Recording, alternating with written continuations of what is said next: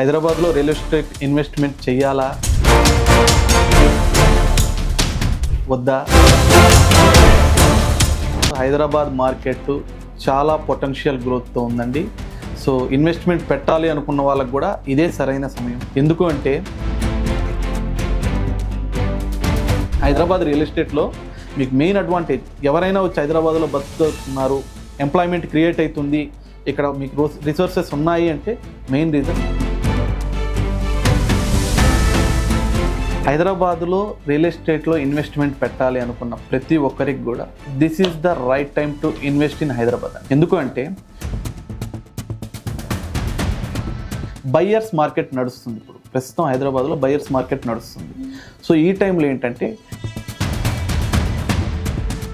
ఎప్పుడైనా కానీ sir real ఎస్టేట్లో ఆర్ఓఏ ఎలా ఉంటుందంటే, రిటర్న్స్ ఆన్ ఇన్వెస్ట్మెంట్స్ ఎలా ఉంటుందంటే,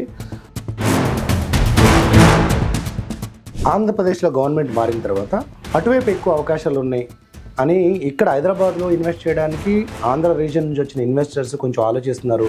వాళ్ళకి మొట్టమొదటి ప్రయారిటీ అమరావతి ఉంది అంటున్నారు. ఇది నిజమేనా? సో హైదరాబాద్కి ఇన్వెస్ట్మెంట్స్ ఓన్లీ ఏపీ నుంచి వస్తున్నాయా, తమిళనాడు నుంచి వస్తున్నాయా, కేరళ నుంచి వస్తున్నాయా, సౌత్ పార్ట్ నుంచే వస్తున్నాయా అనేది భ్రమండి. సో ఈ ప్రాంతాల నుంచి వచ్చే ఇన్వెస్ట్మెంట్స్ అనేది చాలా తక్కువ శాతం ఉంది.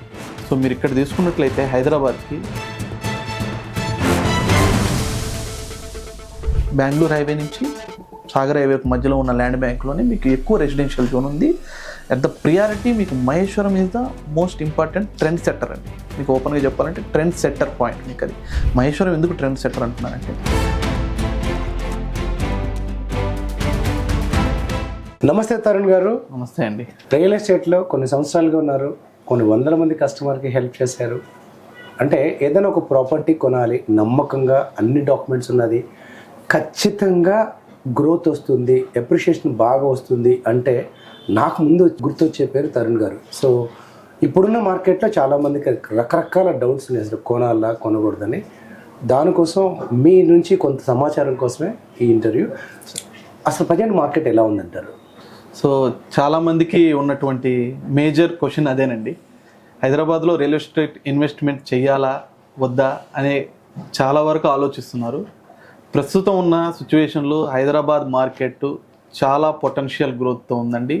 సో ఇన్వెస్ట్మెంట్ పెట్టాలి అనుకున్న వాళ్ళకు కూడా ఇదే సరైన సమయం. ఎందుకు అంటే హైదరాబాద్ రియల్ ఎస్టేట్ అనేది ప్రభుత్వ పరంగా తీసుకున్నటువంటి కొన్ని పాలసీస్ ప్రజల్లోకి వెళ్ళడం వల్ల ప్రజలు దాన్ని ఎలా తీసుకోవాలో తెలియకుండా, అర్థం చేసుకోలేక మార్కెట్ డౌన్ అయింది అనుకున్నారే తప్ప హైదరాబాద్ రియల్ ఎస్టేట్ మార్కెట్ అనేది చాలా ర్యాపిడ్ గ్రోత్తో రన్ అవుతుందండి. ఫర్ ఎగ్జాంపుల్, మీకు లాస్ట్ ఇయర్ 2024 నవంబర్లో ఏదైతే మనకు రేషియోస్ ప్రకారం చూసుకున్నట్లయితే జనవరి రీసెంట్గా వచ్చినటువంటి జనవరి 25 మార్కెట్ తీసుకున్నట్లయితే 37% ఆఫ్ ర్యాపిడ్ గ్రోత్ వచ్చిందండి. ఎక్కడ వచ్చిందంటే ప్రజల్లో ఆలోచించే విధానం మారింది. సో ఇంతకుముందు ఏంటి, మనకు చిన్న ప్లాట్ తీసుకోవాలి, సో 10 లక్షలు 20 లక్షలు అనే ఆలోచనలో ఉన్నారు. ఇప్పుడు మీరు తీసుకున్నట్లయితే అపార్ట్మెంట్లో తీసుకున్నట్లయితే మీరు ఏ ప్రాజెక్ట్ చూసుకున్నా 3 BHK 4 BHK is the minimum size. అవును, ఇప్పుడు అసలు 1000కి 1100 స్క్వేర్ ఫీట్ అడిగేవాళ్ళు చాలా తక్కువ మంది వస్తున్నారు. మేజర్గా కంపెనీస్ కూడా ఇవ్వడం లేదండి. కస్టమర్ యొక్క రీసెర్చ్ ప్రకారం, మాకు తెలిసినటువంటి రీసెర్చ్ ప్రకారం, మేము చేసినటువంటి రీసెర్చ్ ప్రకారం కస్టమర్ ఆలోచన విధానం మారింది, కస్టమర్ రిక్వైర్మెంట్స్ మారాయే తప్ప హైదరాబాద్ మార్కెట్ అయితే మారలేదు. సో 2000 SFT నుంచి 3000 SFT 4000 SFTలోనే కస్టమర్లు కూడా లగ్జరీకి చూస్తున్నారు సార్. మెయిన్ థింగ్ ఏంటంటే విత్ క్లబ్ హౌస్ ఉందా, ఎమ్యూనిటీస్ ఉన్నాయా, గేటెడ్ కమ్యూనిటీ, ఈ పాయింట్ ఆఫ్ వ్యూలో చూస్తున్నారే తప్ప హైదరాబాద్ మార్కెట్లో ఇంకా లో బడ్జెట్లో పెట్టాలి, ఈఎంఐలో తీసుకోవాలనే కాన్సెప్ట్ లేదండి. సో దీనివల్ల ప్రజల్లో ఆలోచన విధానం మారింది కాబట్టి మార్కెట్ డౌన్ అయింది అనుకుంటున్నారు. కానీ చాలా మంచి గ్రోత్ ఉందండి హైదరాబాద్ మార్కెట్ అయితే. హైదరాబాద్లో మీరు తీసుకున్నట్లయితే పేదవాడి దగ్గర నుంచి మధ్యతరగతి వాడు, రిచ్ పీపుల్ ఉండడానికి సరిపోయేటువంటి ప్రదేశం అండి. వాతావరణ పరంగా తీసుకున్నా, లివింగ్ కాస్ట్ పరంగా తీసుకున్నా 5,000 రూపాయల దగ్గర నుంచి 5 లక్షల రెంట్ వరకు మీకు హైదరాబాద్లో ఉంది. సో మధ్యతరగతి వాడు చూసేది మెయిన్ లివింగ్ కాస్ట్ అనేది చూసుకుంటాడండి. లివింగ్ కాస్ట్ అనేది హైదరాబాద్లో ఉన్నటువంటిగా, హైదరాబాదే కాదు సౌత్ ఇండియాలో ఏ ప్రదేశంలో లేదు. అవును, హైదరాబాద్ రియల్ ఎస్టేట్లో మీకు మెయిన్ అడ్వాంటేజ్, ఎవరైనా వచ్చి హైదరాబాద్లో బతుకుతున్నారు, ఎంప్లాయ్మెంట్ క్రియేట్ అవుతుంది, ఇక్కడ మీకు రిసోర్సెస్ ఉన్నాయి అంటే మెయిన్ రీజన్ లివింగ్ కాస్ట్ అండి. సో దాన్ని పెరిగినంత కాలం నివాస యోగ్యమైన ప్రాంతాలు అభివృద్ధి చెందడానికి కూడా స్కోప్ అలానే ఉంటుంది. పొలిటికల్గా తీసుకున్న పాలసీస్తో, ప్రభుత్వ నిర్ణయాలతో రియల్ ఎస్టేట్ మార్కెట్ ఎప్పుడూ డౌన్ కాదు. చాలా బాగా చెప్పారండి. మీరు చెప్తూ ఉంటే నాకే అరే డబ్బులుంటే ఇన్వెస్ట్ చేయాలనిపించేంత బాగుంది. నిజంగా ఇప్పుడు కొనే టైమేనా? ఇప్పుడు కొనడం అనేది రైట్ డిసిషన్ అంటారా? ఖచ్చితంగా సుందర్ గారు, హైదరాబాద్లో రియల్ ఎస్టేట్లో ఇన్వెస్ట్మెంట్ పెట్టాలి అనుకున్న ప్రతి ఒక్కరికి కూడా this is the right time to invest in Hyderabad అండి. ఎందుకు అంటే ప్రీవియస్గా మీరు తీసుకున్నట్లయితే హైప్ మార్కెట్ నడిచేది. హైప్ మార్కెట్లో ఏంటంటే ఊహాజనితంగా ప్రైజెస్ ఉన్నాయి.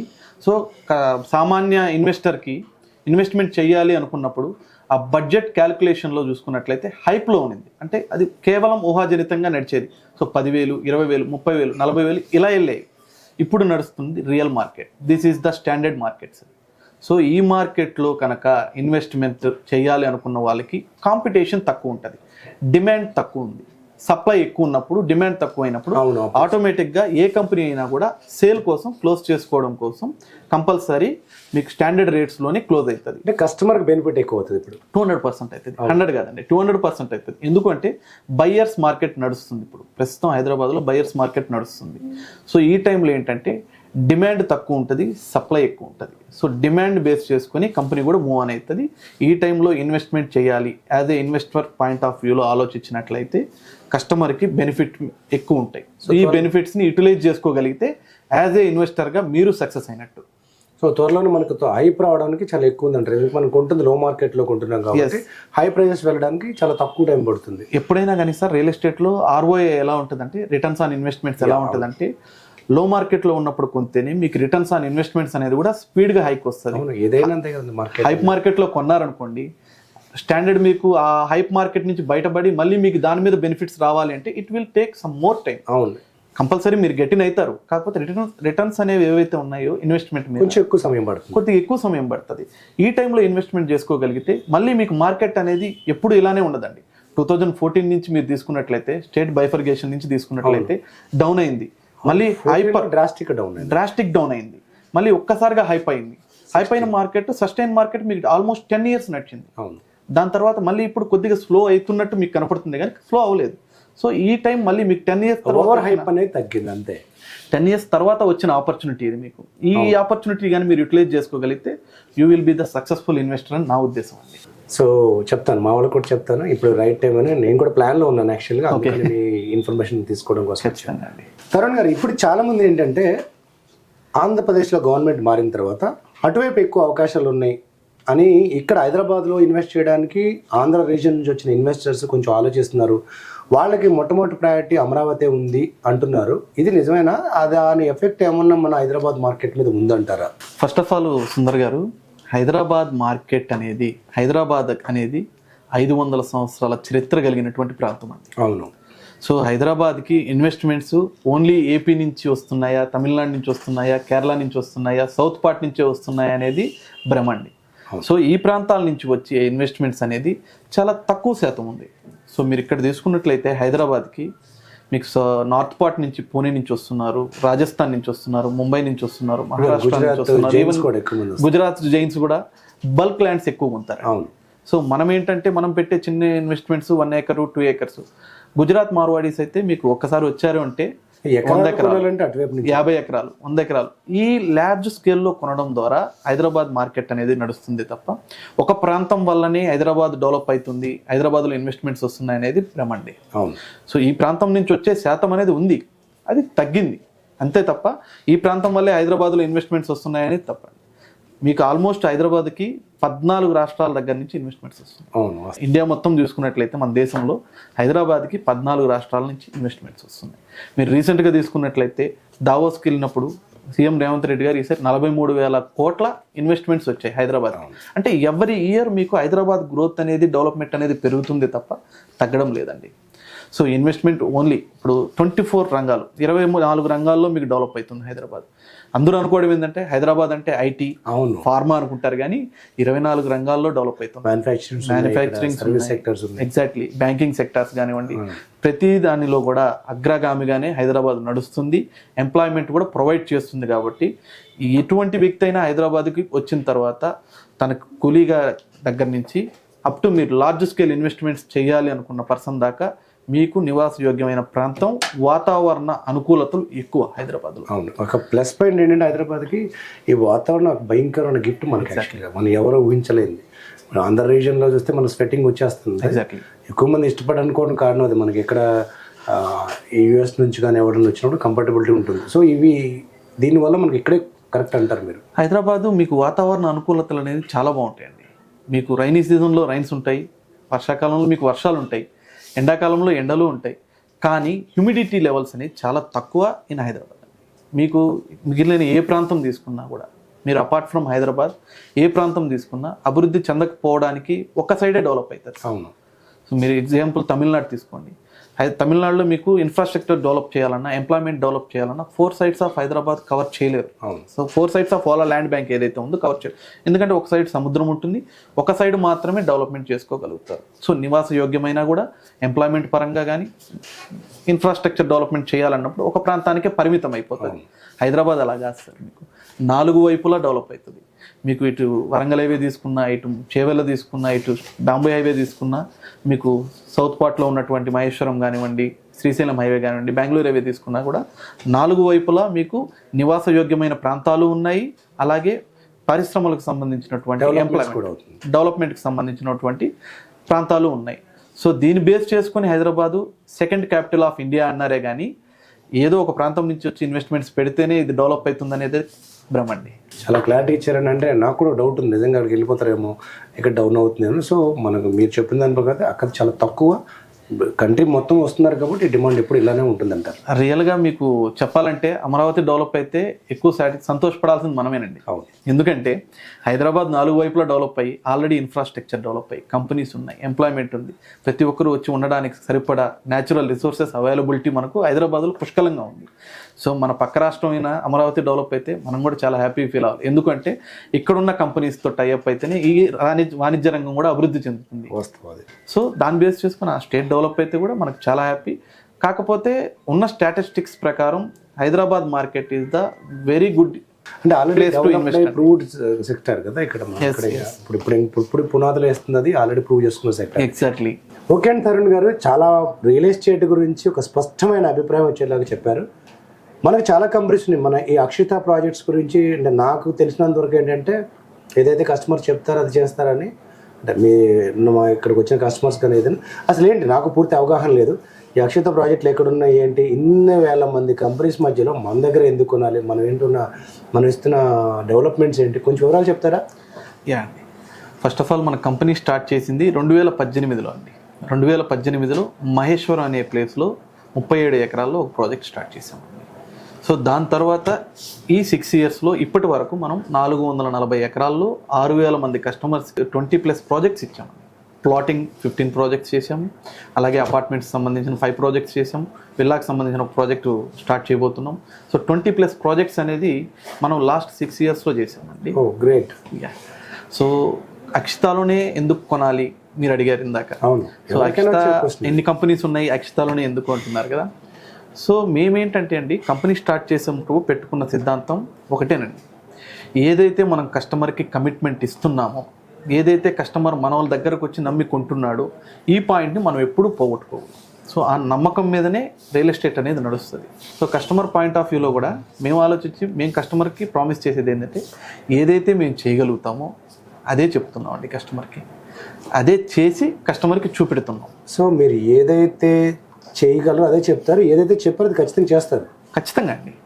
సో ఇప్పటి వరకు మీకు మేము చేసిన ప్రతి ఒక్క ప్రాజెక్ట్ కూడా, సో మాకు ఫస్ట్ ఆఫ్ ఆల్ మేము ల్యాండ్ తీసుకునేటప్పుడే మేము సరౌండింగ్స్లో ఏమున్నాయి, సో దీని బడ్జెట్ ఏంటి, దీని కాస్ట్ ఎంత అవుతుంది, డెవలప్మెంట్కి ఎంత అవుతుంది, వీటన్నిటిని బేస్ చేసుకొని మార్కెట్లో మన గుడ్ విల్ కాపాడుకోవడం కోసం ఖచ్చితంగా మేము చేసే ప్రతి ఒక్క ప్రాజెక్ట్ కూడా ఇప్పటి వరకు ఫైనల్ ఎల్పీస్తోనే మీకు 20 ప్రాజెక్ట్ కంప్లీట్ అయినాయి.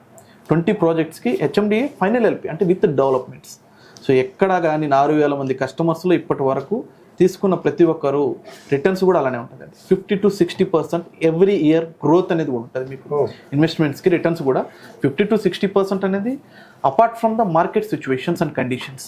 మీకు ఏ ప్రభుత్వం వచ్చినా, ఏ గవర్నమెంట్లో ఏ పాలసీస్ తీసుకొచ్చినా కూడా అక్షితాలో రిటర్న్స్ వస్తున్నాయి అంటే ఓన్లీ మేము చేసిన డెవలప్మెంట్స్ ప్లస్ మీరు ప్లాట్ తీసుకున్నప్పటి నుంచి నెక్స్ట్ 5 years వరకు కంపెనీ మెయింటెనెన్స్ అనేది చేస్తుందండి. సో మెయింటెనెన్స్ అనేది ఓపెన్ ప్లాట్లో ఒక రెవల్యూషనే అనాలి. అవును. ఓపెన్ ప్లాట్స్లో మీకు మామూలుగా జస్ట్ లేఅవుట్ చేస్తారు, రోడ్ కటింగ్స్ చేసి రోడ్ డెవలప్మెంట్ చేసి ఇస్తారు. సో దాంట్లో మీకు బేసిక్ కమ్యూనిటీస్ కానివ్వండి, రోడ్స్, పార్క్స్, ఇన్ఫ్రాస్ట్రక్చర్ అనేది బిఫోర్ ఫైనల్ ఎల్పి వరకు చేసి ఇచ్చిన కంపెనీస్ ఉన్నాయి. దాని తర్వాత క్యారీ చేసిన కంపెనీస్ కొన్నే ఉన్నాయండి. హైదరాబాద్ రియల్ ఎస్టేట్లో మా కంపెనీ కూడా నెంబర్ 1 స్థానంలో ఉంటుంది. Only because of 5 years maintenance. ఇప్పటి వరకు మేము చేసిన ప్రతి ఒక్క ప్రాజెక్ట్స్ 5 years వరకు కంపెనీ మెయింటైన్ చేస్తుంది.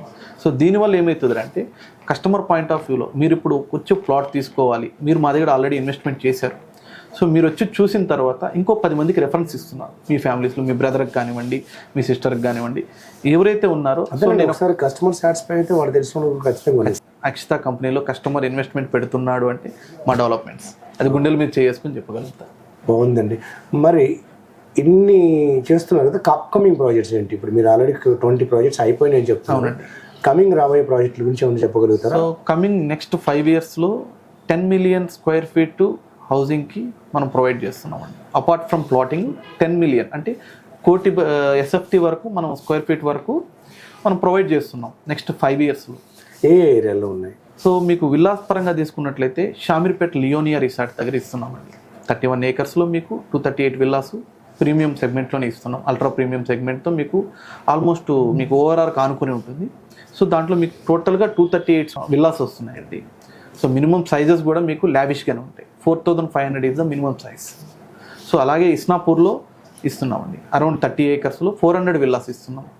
సో ఇది కాకుండా city centre Kukatpally, heart of the సిటీలో కూకట్పల్లిలో మీకు టోటల్ మీకు 16.5 acresలో 2 projects చేస్తున్నామండి. సో ఇందులో ఏంటంటే హైరేజ్ అపార్ట్మెంట్స్ ఇస్తున్నాము. స్టార్టింగ్ ఫ్రమ్ 1350 SFT నుంచి 5000 SFT వరకు ఉంటుందండి. బాగుందండి. ఇప్పుడు మీరు ఒక కామన్ నాలాంటి ఎవరైనా వస్తే మనం లోయెస్ట్ బడ్జెట్ ఎంత, హైయెస్ట్ బడ్జెట్ ఎంత, ఏది సజెస్ట్ చేస్తారు? ఇన్వెస్ట్మెంట్ పరంగా అయితే ఎక్కడ కొనమని చెప్తారు? మన ప్రాజెక్ట్లో ఏది సూటబుల్ అవుతుంది? సో మనకు వచ్చేసరికి అండి అక్షిత ప్రాజెక్ట్స్ మెయిన్ బేస్ ఏంటంటే మహేశ్వరం అండి. మహేశ్వరం, షామీర్పేట్, గట్కేసర్, అలాగే సూర్యాపేటలో కూడా చేసామండి.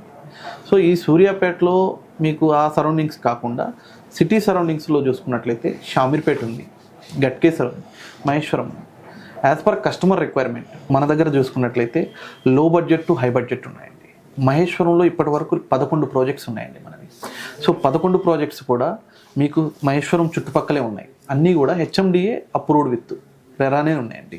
సో 10 ప్రాజెక్ట్స్ మనం ఆల్రెడీ ఫైనల్ ఎల్పితో డెవలప్మెంట్ చేసి ఇచ్చాము. ప్రజెంట్ రన్నింగ్ ఉన్నవి 3 ప్రాజెక్ట్స్ ఉన్నాయి. సో మహేశ్వరంలో తీసుకున్నట్లయితే మన దగ్గర మినిమం బడ్జెట్ 20 lakhs నుంచి 50 lakhs వరకు ఉన్నాయండి. సో అలాగే గట్కేసర్ తీసుకున్నట్లయితే 20 lakhs బిలోనే మీకు ప్లాట్ అనేది దొరికిపోతుంది. మనకున్న ప్రాజెక్టులు ఎక్కడన్నా లోన్ ఉందా? లోన్ ఉంటే ఎంత పర్సెంటేజ్ వస్తుంది? మనకున్న ప్రతి ప్రాజెక్ట్లోనూ లోన్ ఫెసిలిటీ ఉందండి. మీకు మహేశ్వరంలో ఉన్న ప్రాజెక్ట్స్ మొత్తానికి HMDA అప్రూవ్డ్ విత్ రెరా ఉంది. మీకు లీగల్లీ క్లియర్ ఉన్నాయి కాబట్టి HDFC బ్యాంక్ త్రూ మీకు లోన్ ప్రొవైడ్ అయితే ఉంది. ప్రతి ప్రాజెక్ట్ మహేశ్వరం కానివ్వండి పర్సెంటేజ్ వస్తుంది మనకి 50 to 60% వరకు మీకు హోమ్ లోన్ అనేది వస్తుంది. That with the interest rate of home loan కింద మీకు కన్సిడర్ చేస్తారు. ఓకే అండి తరుణ్ గారు, మన ప్రాజెక్ట్స్ గురించి బాగా చెప్పారు. అలాగే మన బడ్జెట్ రేంజ్ ఏంటి, డెవలప్మెంట్స్ ఏంటి, ఏది చెప్తామో అదే చేస్తామో, ఏది చేస్తున్నామో అదే చెప్తున్నాం అన్నారు. చాలా బాగుంది అది. ఇప్పుడు డాక్యుమెంట్ పరంగా ఒక కామన్ మ్యాన్కి పెద్ద అవగాహన ఉంది. చాలా చోట్ల ఏంటంటే భూమి కొన్నాక హైదరాబాద్ అంటేనే పెద్ద మాఫియా మార్కెట్ ఇది. డాక్యుమెంట్ సరిగా ఉండవు, 1-2 సార్లు అమ్మేస్తారు, వేయించడానికి క్లియరెన్స్ ఉండదు. వీటికి సంబంధించి కస్టమర్కి అర్థమయ్యేటట్టు మీరు ఏం చెప్పగలుగుతున్నారు, ఏం చూపించబోతున్నారు, అలాగే డాక్యుమెంట్ క్లియరెన్స్ అనేది ఎలా ఉంటుంది మనకి? ప్రస్తుతం ఒక ఇన్వెస్ట్మెంట్ చేయాలి అనుకున్న ప్రతి వ్యక్తి కూడా చూసుకోవాల్సిన మొదటి పాయింట్ ఒక 3 points ఉంటాయండి. 3 points ఏంటంటే లీగల్ ఒకటి, సో అలాగే డెవలప్మెంట్స్. యాజ్ ప్రామిస్డ్ ప్రకారం ఈ కంపెనీ మనం పెట్టిన ఇన్వెస్ట్మెంట్స్కి డెవలప్మెంట్స్ చేస్తుందా లేదా, అలాగే చేసిన డెవలప్మెంట్స్ ప్రకారం మనకు రిటర్న్స్ ఆన్ ఇన్వెస్ట్మెంట్స్ వస్తున్నాయా లేదా. ఈ 3 points అనేది బేసిక్ కీ పాయింట్స్ అండి. సో మీరు ఇన్వెస్ట్మెంట్ చేసేటప్పుడు కస్టమర్ సైడ్ నుంచి ఎలాగైతే ఇన్వెస్ట్మెంట్ చేస్తున్నప్పుడు ఆలోచిస్తారో, అలాగే కంపెనీ సైడ్ నుంచి కూడా మేము ల్యాండ్ కొనేటప్పుడు లాస్ట్ 50 years అంటే మీకు బ్యాక్ 50 years నుంచి ఒక ట్రాక్ మెయింటైన్ చేస్తామండి. దానినే లింక్ బుక్స్ అంటాం. ఆ లింక్ బుక్ సెట్లో మేము మ్యాండేటరీగా చూసేది ఏంటంటే ఇలా ఉంటుందండి. మీకు లింక్ బుక్ అనేది ఇలా ఉంటుంది. సో ఈ బుక్ ఏంటంటే ప్రతి ప్రాజెక్ట్కి సంబంధించినటువంటి లాస్ట్ 50 years డాక్యుమెంట్స్, ఎవరి పేరు మీద నుంచి ట్రాన్స్ఫర్స్ అయ్యాయి, ఎన్ని సేల్ డీడ్స్ అయ్యాయి, సో ఏమైనా మధ్యలో ఏమైనా ఇబ్బందులు అయ్యాయా, ఇవన్నీ ట్రాక్ చేసుకున్న తర్వాత రెసిడెన్షియల్ జోన్ కన్వర్షన్ అయిందా లేదా. సో ఏ ల్యాండ్ అయినా కూడా మనం తీసుకునేటప్పుడు అగ్రికల్చరల్ జోన్లో ఉంటుందండి. దాన్ని మనం రెసిడెన్షియల్కి కన్వర్షన్ చేసామా లేదా, సో ఏకర్స్ నుంచి స్క్వేర్ యార్డ్స్కి కన్వర్ట్ చేసుకున్న తర్వాత మనం హెచ్ఎండిఏకి కానివ్వండి, డిటీసీపీ కానివ్వండి అప్రూవల్స్కి వెళ్తాం. సో ఫస్ట్ ఆఫ్ ఆల్ మనం అప్రూవల్కి వెళ్ళే ముందే ఈ కన్వర్షన్స్, అలాగే మనకు ప్రతి డిపార్ట్మెంట్ దగ్గర నుంచి నో అబ్జెక్షన్స్ ఎన్ఓసిస్ తీసుకున్నామా లేదా, సో ఇందులో రోడ్స్ ఉన్నాయా, ఎవ్రీ డిపార్ట్మెంట్ దగ్గర నుంచి క్లారిటీ వచ్చిన తర్వాత మనం హెచ్ఎండిఏ అప్రూవల్స్కి సబ్మిట్ చేస్తామండి. హెచ్ఎండిఏ సబ్మిట్ చేసిన తర్వాత మనకు అప్రూవల్స్ అనేవి డీసీ పేమెంట్ చేయాల్సి ఉంటుంది. సో వాళ్ళు ఇన్స్పెక్షన్ చేసి బౌండరీస్ చెక్ చేసుకున్న తర్వాత ఇది ఏ జోన్లో ఉంది, రెసిడెన్షియల్గా వీళ్ళు ఇచ్చిన ప్లాన్ ప్రకారం డెవలప్మెంట్స్ ఏమేమి ఇస్తున్నారు, యాజ్ పర్ నామ్స్ ఉన్నాయా లేవా, ఇవన్నీ డెప్త్గా చూసిన తర్వాతనే మనకు వాళ్ళు అప్రూవల్స్ హెచ్ఎండిఏ ఎల్పీ నెంబర్ అనేది ఇస్తారండి. దీని త్రూ ఏంటి, మనకు హెచ్ఎండిఏ ఎల్పీ నెంబర్ మీన్స్ మీరు కొనచ్చు, అమ్ముకోవచ్చు, అంతేగాని దాంట్లో మనం వెళ్ళి కట్టుకోవడానికి పర్మిషన్స్ ఉండవండి. సో మీకు పర్మిషన్స్ ఎప్పుడు ఇస్తారు, హెచ్ఎండిఏ లేఅవుట్స్లో తీసుకోవడం వల్ల అడ్వాంటేజ్ అండి. ఎందుకంటే హెచ్ఎండిఏ అయిన తర్వాత ఎల్పీ నెంబర్ వచ్చిన తర్వాత మీకు రెరా కూడా వస్తుందండి. ఈ రెరా రావడం వల్ల మీకు రెగ్యులేషన్ అథారిటీ ఉంటుంది కాబట్టి developments as promised 1 year or 2 years so మనం ఫైనల్గా డెవలప్మెంట్స్ చేసి కస్టమర్కి ఇచ్చామా లేదా, సో చూసిన తర్వాతనే మనకు హెచ్ఎండిఏ దగ్గర నుంచి ఫైనల్ ఎల్పీ వస్తుంది. అప్పుడు మీరు దాంట్లో వెళ్ళి కన్స్ట్రక్షన్ చేసుకోగలుగుతారు. సో అప్పటి వరకు ఏంటంటే సమ్ ల్యాండ్ బ్యాంక్ అనేది మార్టిగేజ్ చేయబడుతుంది కంపెనీ. సో హెచ్ఎండిఏ వరకు మార్టిగేజ్ చేయడం వల్ల మేము ఇచ్చిన యాజ్ పర్ కమిట్మెంట్స్ ప్రకారం, యాజ్ పర్ హెచ్ఎండిఏ నామ్స్ ప్రకారం roads, parks, social infra land, utilities everything అక్కడ ప్రొవైడ్ చేసామా లేదా, so drainage facilities, minimum basic communities ఇచ్చారా లేదా అనేది చూస్తారు. కాబట్టి సో మీరు పెట్టే ప్రతి రూపాయికి మీరు ఎలా ఆలోచిస్తారో అలాగే మీరు కోసం మేము చాలా ఆలోచించి ఒక సిస్టమేటిక్గా లీగల్గా కానివ్వండి, డెవలప్మెంట్స్లో కానివ్వండి, ఇంప్లిమెంటేషన్లో కానీ ఎక్కడ తేడా లేకుండా చూస్తామండి.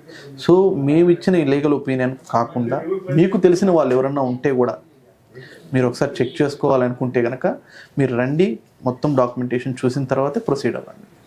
బాగుందండి, అంటే చాలా క్లియర్గా ఉన్నారు. మీరేమి డాక్యుమెంట్స్ ఉన్నా అంటే కస్టమర్కి ఇచ్చే ముందే కంపెనీ పరంగా కూడా ఎటువంటి అవకతవకలు లేకుండా, ఎందుకంటే అది మీకు కూడా నష్టమే కాబట్టి. సో డాక్యుమెంట్ గురించి చాలా క్లారిటీ ఇచ్చారండి.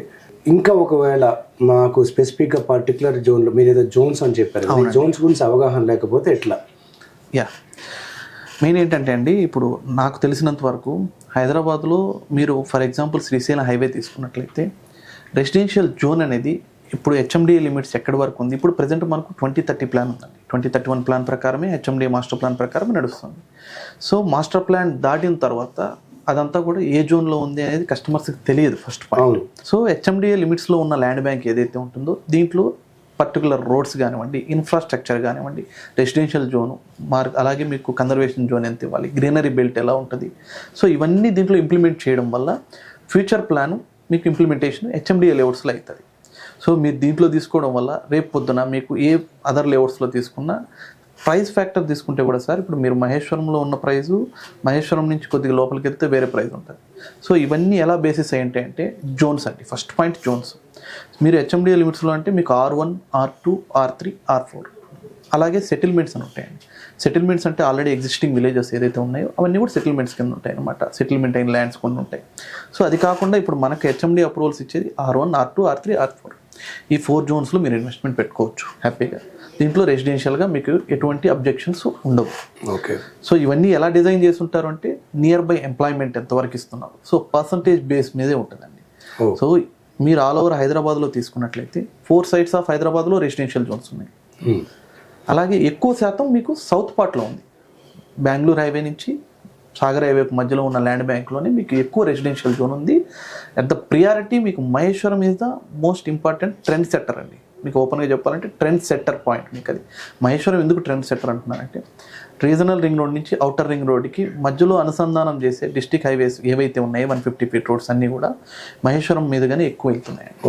సో ఓన్లీ బేసిస్ ఏంటంటే ఎయిర్పోర్ట్కి దగ్గర అవ్వడం, అలాగే న్యాచురల్ రిసోర్సెస్ వాటర్ కానివ్వండి, కొండ ప్రాంతం తక్కువ ఉంటుందండి. మీకు మహేశ్వరం సైడ్ అంతా కూడా కొండ ప్రాంతం తక్కువ ఉండడం వల్ల రెసిడెన్షియల్గా అంటే నివాస యోగ్యానికి అనుకూలమైన ప్రాంతం ఇది. సో అందువల్ల మీకు మహేశ్వరంలో మీకు మంచి డెవలప్మెంట్ ఉంటుంది, రెసిడెన్షియల్ గ్రోత్ కూడా ఉంటుంది.